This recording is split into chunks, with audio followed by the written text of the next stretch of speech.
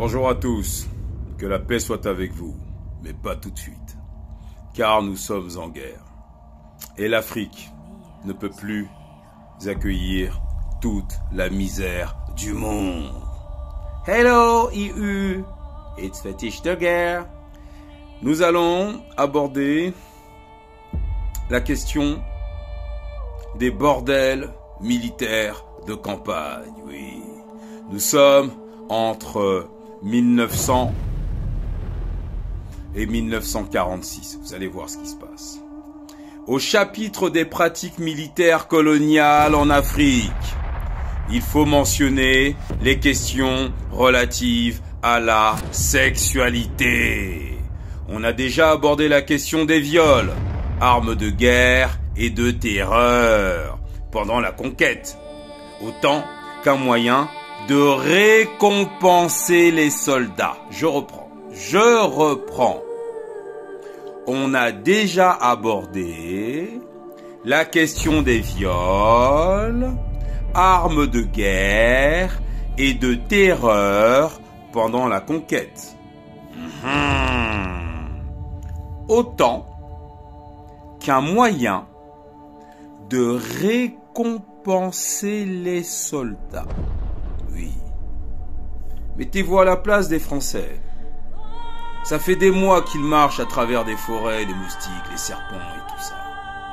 Et là, soudainement, ils arrivent. Les femmes sont bien grasses. Les formes sont généreuses.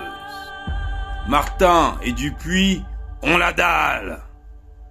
Régalez-vous, messieurs. C'est l'état-major qui vous les offre. Voilà. On continue. Alors, nous devons d'ailleurs cet ouvrage à monsieur Raphaël Granvaux, qui est un historien français et qui est un spécialiste de la colonisation. Il est là-haut, il faut l'acheter, c'est terrible. Alors, la prostitution a également été favorisée par la colonisation. D'une part, en raison de la multiplication des déclassés, des femmes privées de leur mari, tuées ou réquisitionnées, de l'exode rural, des concentrations d'hommes seuls, etc. Et d'autre part, en raison d'une politique délibérée des autorités militaires françaises pour développer les bordels militaires de campagne. Entre parenthèses, BMC. Ou les bordels attachés aux villes de garnison, alimentés parfois par les filles de notables récalcitrants. Alors, vous trouverez toujours Angolais de droite, Reine Soninké, Momo, enfin, le cancre pervers, qui viendront vous expliquer que non, c'est les Noirs qui offraient leurs filles à l'administration coloniale française contre des bols. Oui, des stylos. Oui, c'est toujours de la faute des Noirs. Voilà, ces gens-là. Bon. Ok ? C'est pas ce que disent les historiens français. Les prostituées pouvaient être réquisitionnées à partir d'un très jeune âge. Devinez quel âge ? Dès l'âge de 10 ans.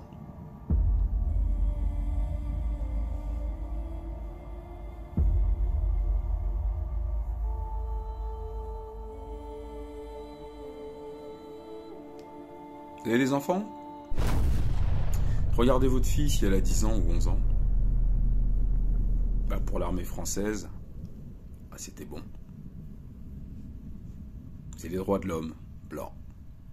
Il s'agissait à la fois de satisfaire les besoins des militaires, plus tard, entre parenthèses, sous le prétexte charitable de limiter leurs exactions contre les populations civiles. Bah oui, pour limiter les exactions des militaires français en garnison contre les populations civiles. Ben, l'armée française a trouvé une excellente idée qui était de réquisitionner des gamines dès l'âge de 10 ans pour les offrir en pâture à des porcs et de mener une politique hygiéniste visant à limiter, sans grand succès, le développement des maladies vénériennes. Bah oui, elle a 10 ans.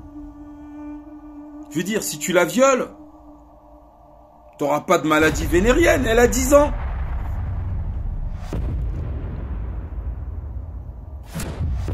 Les BMC, bordels militaires de campagne, sont ainsi légalisés en Afrique occidentale française, AOF. Enfin, c'est la zone UEMOA actuelle. Par un décret de 1909. Vous voulez que je relise ? Les bordels militaires de campagne, donc la prostitution des petites filles noires dès l'âge de 10 ans, sont ainsi légalisés en Afrique occidentale française, la zone UEMOA actuelle, la CEDEAO, par un décret de 1909.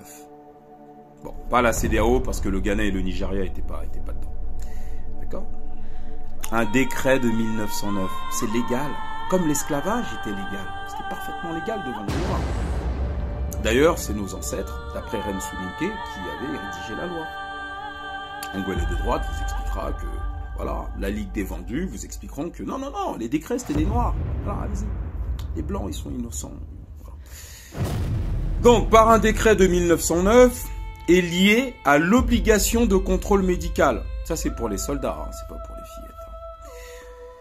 Ils sont véritablement considérés comme d'utilité publique et rattachés aux unités selon une réglementation qui spécifie leur organisation. La prostitution des petites filles noires réquisitionnées de force, arrachées à leur village dès l'âge de 10 ans, a fait l'objet d'un décret en 1909 et c'était considéré par la France, pays des droits de l'homme, comme d'utilité publique.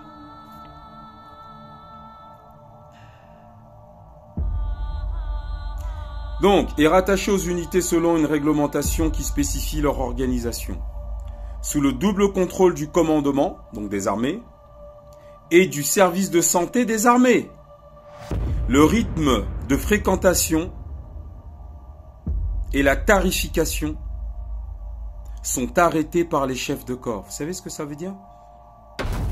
Ça veut dire qu'en fait, un soldat français, à qui l'armée française a porté une petite fille noire de 10 ans, bah, allait payer.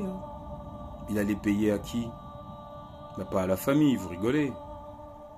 Il allait payer la passe à l'état-major des armées françaises. En fait, l'armée française, l'État français, a été proxénète de gamines dès l'âge de 10 ans, fixé par un décret en 1909. Donc, le soldat français venait payer la passe, payer le viol auprès de l'état-major des armées françaises. Je pense qu'il faut qu'on arrête là. Il y a la suite. Il faut rejoindre le groupe Telegram des fétiches de guerre et demander la documentation.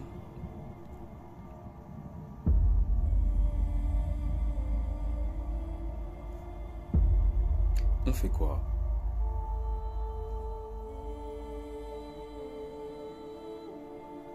Ils ont le droit de commémorer et pas nous. C'est nos mamans là.